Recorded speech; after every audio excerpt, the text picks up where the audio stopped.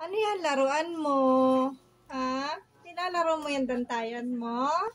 Ay, George! Yan lang palang laruan mo, dantayan. Ang galing naman.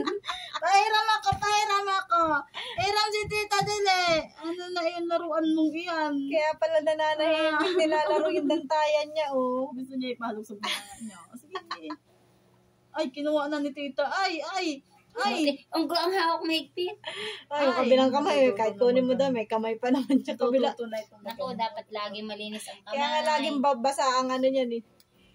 Ang gloves. Akin na. Iuuna na ako. Hindi niya yung bibigay mama. Kagabi na ganyan din. Gabi Delikado na pala ito.